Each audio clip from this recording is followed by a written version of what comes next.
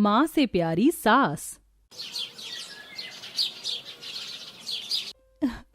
पापा मुझे आपकी बहुत याद आएगी। कैसे रहूंगी आपके बिना। बेटा तू मुझसे दूर थोड़े ना जा रही है। जब मन करे आ जाना, मिलने आ जाना, वरना मैं आ जाऊंगा तेरी ससुराल में। बेटा सबका ख्याल रखना। जा अपनी माँ से भी मिल ले। माँ, मुझे आपने जितना भी प्यार दिया उसके लिए शुक्रिया। याद आएगी आपकी। जा जा अपने ससुराल जा, ज्यादा झूठा दिखावा मत कर, बहुत रोली। माँ आज तो ऐसा मत करो। अरे बस करो सविता। तभी सविता धक्का देकर दुर्गा को आगे भेजती है। तभी पति उसे संभाल लेता है। अरे दुर्गा तुम ठीक तो हो? अचानक गिर कैसे गई तू? वो सुभाष जी, भारी लहंगे की वजह से मेरा पैर अटक गया, इसलिए। अच्छा हुआ आपने संभाल लिया, शुक्रिया। अच्छा हुआ किसी ने माँ को धक्का देते हुए नहीं देखा। माँ से हमेशा प्यार की अपेक्षा करती रही, लेकिन उन्होंने मुझे कभी नहीं दिया। क्या हुआ बहू, क्या सोच रही थी? आजा चल। अच्छा जी, आज्ञा दीजिए, दिन निकलने वाला है और भी तैयारी करनी है। जी जी, हमारी बिटिया का ख्याल रखना आप। अरे भाई साहब चिंता मत कीजिए, आपकी बेटी को अपनी बेटी बनाकर रखेंगे। करुणा रघुवेंद्र को आश्वासन देकर अपने बहू बेटे को घर ले आती है और बड़े प्यार से उनका फूलों से स्वागत करती है। आजा मेरी प्यारी बहू, डरने की कोई जरूरत नहीं है। तुझे जो भी चीज चाहिए हो या किसी काम में मदद चाहिए हो, बेझिझक बताना, हम में से किसी को भी। जी माँ जी। सॉरी माँ जी। अरे सॉरी की क्या बात बहू, रात भर फेरों में जगी है, उबासी आना तो लाजमी है। तुम दोनों थक गए होगे, सुबह से 5 बज रहे हैं। थोड़ी देर सो जाओ, फिर उठकर बाकी की रस्म करेंगे। शुक्रिया माँ जी, आप बहुत अच्छी हैं जो आपने समझा। सब अपने अपने कमरे में जाकर आराम करते हैं। दोपहर के 2 बज जाते हैं। अलार्म से दुर्गा अचानक से उठ जाती है। दोपहर के 2 बज रहे हैं, मैं सुबह से ऐसे ही सो रही हूँ। अब तो माँ जी गुस्सा करेंगी। मेरी पहली रसोई की रस्म भी रह गई, सब लोग नाश्ते के लिए भूखे रह गए होंगे। दुर्गा हबड़ हबड़ में उठकर अपने दुल्हन वाले गहने उतार कर नहाने के लिए जाती है कि बाथरूम में सुभाष से टकरा जाती है और वह संभाल लेता है। अरे अरे दुर्गा, इतनी जल्दबाजी में कहाँ जा रही हो? अजी वो पहली रसोई की रस्म करनी थी, सब भूखे होंगे, किसी ने खाना नहीं खाया होगा, मुझे जल्दी से तैयार होना है। तभी सास आकर ऐसी हालत में देख शर्माती है। अरे बच्चों, ये तुम क्या कर रहे हो? दरवाजा तो बंद कर लो कम से कम। वो माँ जी, ऐसा कुछ नहीं है। हाँ माँ, वो टकरा गए थे। कोई नहीं, टकराओ गिरो कुछ भी करो। अच्छा बहू, किसी चीज की टेंशन मत ले, आराम से तैयार होकर नीचे आ जा, आकर खाना खाने। माँ जी मुझे माफ कर दीजिए, मैं जल्दी उठकर खाना नहीं बना पाई। अरे कोई बात नहीं बहू, मैं ही तुझे जानबूझकर उठाने नहीं आई। थकान जो है, काम तो होता रहेगा। माँ जी ने मुझे बिल्कुल भी नहीं डांटा, और एक बार जब मैं लेट उठी थी तो माँ ने मुझे बहुत मारा था। हे भगवान, सुबह के 10 बज रहे हैं और ये लड़की अभी तक नहीं उठी, ना इसने खाना बनाया। अभी बताती हूँ। सविता कमरे में जाकर भरे जग का पानी अचानक से दुर्गा के मुंह पर डालती है, जिससे वो घबराहट में उठती है। माँ, आपने ऐसा क्यों किया? ये बता, तू कोई राजकुमारी है?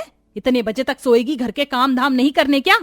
तेरे पापा का टिफिन और घर की सफाई कौन करेगा? चल उठ। माँ मुझे हरारत हो रही है, पसीना आया, रात भर बुखार भी रहा। हाँ जा आप कर लो, मुझसे नहीं होगा। ये सुन सविता झटके से उसका हाथ खींचकर बिस्तर से खड़ा करती है और जबरदस्ती रसोई में काम करवाती है। दुर्गा आंखों में आंसू लिए बड़ी मुश्किल से रसोई में खाना पीना बनाती है। तभी उसका पिता रघुवेंद्र देखकर कहता है, हे भगवान, सविता तुम कितनी कठोर बनोगी मेरी बेटी के साथ। अरे मानता हूँ तुमने उसे जन्म नहीं दिया, तुम्हें उससे ज्यादा लगाव नहीं है। इसका मतलब ये नहीं कि तुम उस पर अत्याचार करो। कभी तो माँ का प्यार बरसा दिया करो। आप चुप रहिए, मैं जो भी कर रही हूँ उसके भले के लिए कर रही हूँ। कल को इसकी शादी होगी, घर में ये बीमार होगी, तो ससुराल वाले इसको बहाना सुनेंगे नहीं ना? इसे तो काम करना ही पड़ेगा, तो अब से आदत डाल लेना। ठीक है, पर प्यार से पेश आओ। ये हमारी इकलौती बेटी है, जानती हो ना? क्या सोच रही हो दुर्गा? जाओ नहा लो। जी जाती हूँ। कुछ देर बाद दुर्गा तैयार होकर सास के पास जाती है, जहाँ वो उसकी नजर उतारती है। थू थू थू थू थू, नजर ना लगे मेरी सुंदर बहू को। माँ जी, मैं अपने हाथ से कुछ बना कर लाऊं?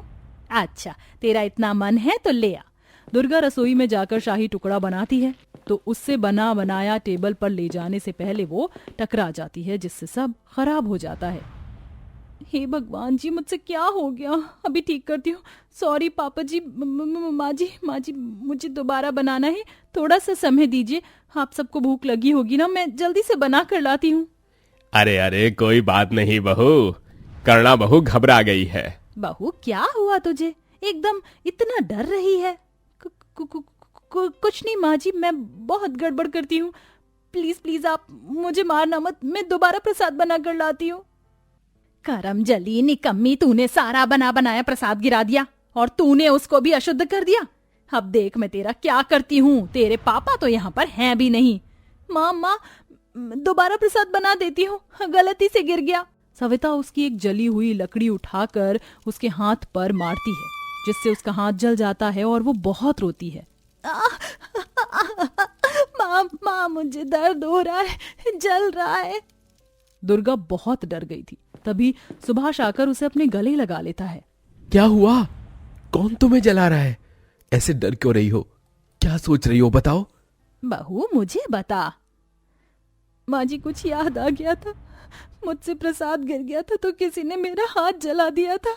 अरे बहू इसे प्रसाद नहीं, खाना गिरा है। कोई बात नहीं, हम तुझे डांटेंगे नहीं, तू चिंता मत कर। हाँ बहू, तू आराम कर ले और कुछ खा ले। मैं खिला देती हूँ, मैंने सुबह खाना बनाया था। करुणा अपनी बहू को अपने हाथ से खाना खिलाती है तो दुर्गा को फिर अपनी माँ का अत्याचार याद आता है। अपनी सास के प्यार मिलने से दुर्गा की आंखें फिर नम हो जाती हैं। दिन गुजरते हैं। करुणा अपनी बहू को बहुत प्यार करती थी, किसी भी चीज पर डांटती नहीं थी। अगर उससे कोई गलती हो जाती थी तो समझाती थी। एक दिन सास उसे उसकी मनपसंद खाना खिलाती है तो फिर दुर्गा रोने लगती है। बहू बहुत हो गया, तुझे देखती हूँ मैं, जितना प्यार करती हूँ तो उतना रोती है। आखिर बात क्या है? क्या मेरा पुचकारना तुझे अच्छा नहीं लगता? बता मुझे। नहीं माँ जी, बल्कि आप बहुत ज्यादा अच्छी हो, मुझे बहुत प्यार करती हो। वो बात ये थी कि माँ। तभी दरवाजे पर बेल बजती है और दूध वाला आता है। माँ जी मैं जाती हूँ। दुर्गा दूध लेने जाती है तो दूध वाले की नजर दुर्गा को देख फिसल जाती है और उसका हाथ पकड़ लेता है। तभी दुर्गा चिल्लाती है, छोड़ मुझे, ये तुम क्या कर रहे हो? छोड़ो। अरे ऐसे कैसे छोड़ूं? लग तो खूबसूरत रही हो, मलाई दूध जैसी। ये सब क्या हो रहा है? बहू तो इसके साथ। माँ जी देखिए ना, ये मेरा हाथ पकड़ रही है। कैसी बहू है आपकी? नहीं माँ जी नहीं, ये झूठ बोल रहा है, ऐसा कुछ भी नहीं है। बहू तेरी ये हिम्मत। ये बोलते ही करुणा एक तेज का चांटा दूध वाले को मारती है। निकम्मे, तुझे क्या लगा मैं अपनी बहू को बोलूंगी? मैं अपनी बहू को बहुत अच्छे से जानती हूँ और तुझे भी। फिर कभी तू मेरे घर के आसपास भी नजर आया तो तेरा वो हाल करूंगी तो सोच भी नहीं सकता। मेरी बेटी पर इल्जाम लगा रहा था। करुणा उसे धक्का देकर निकाल देती है और बहू को गले लगा लेती है। माँ जी मैंने कुछ नहीं किया। मैं जानती हूँ बहू, तू चिंता मत कर। आप सच में बहुत अच्छी हैं माँ जी। आप पूछ रही थी ना मैं बार बार क्यों रोने लगती हूँ। मेरी माँ से बहुत ज्यादा प्यार आपने किया है, मुझे वो अच्छी नहीं लगती। अब तक उन्होंने मुझे बहुत मारा पीटा है, कभी प्यार नहीं किया। एक माँ के प्यार से हमेशा वंचित रही हूँ, क्योंकि मेरी माँ है ही नहीं इस दुनिया में। वो मुझे जन्म देने के बाद ही चली गई थी। फिर पापा सौतेली माँ सविता माँ को ले आए। उन्होंने मुझे कभी प्यार नहीं किया। जैसे आज आपने मुझ पर अपना विश्वास बनाए रखा, ऐसा उन्होंने कभी नहीं किया। एक बार घर पर दूध वाला आया था, उसने मेरे साथ बदतमीजी की। माँ ने मुझे ही गलत ठहरा दिया, उसे कुछ नहीं कहा। थैंक यू सासू माँ, आप मेरी जिंदगी में आई।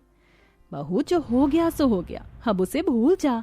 देख कुछ भी हो सविता बहन तेरी माँ रहेंगी। तुझे माँ का प्यार नहीं दिया कोई बात नहीं, लेकिन पाल पोस कर यशोदा की तरह उन्होंने बड़ा किया। कभी तो वो तुझे अपनी बेटी समझेंगी। जी माँ जी। ये सब सविता आकर सुन लेती है। मुझे अपनी गलती का एहसास हो गया। एक ही बेटी थी, उसे भी प्यार नहीं किया।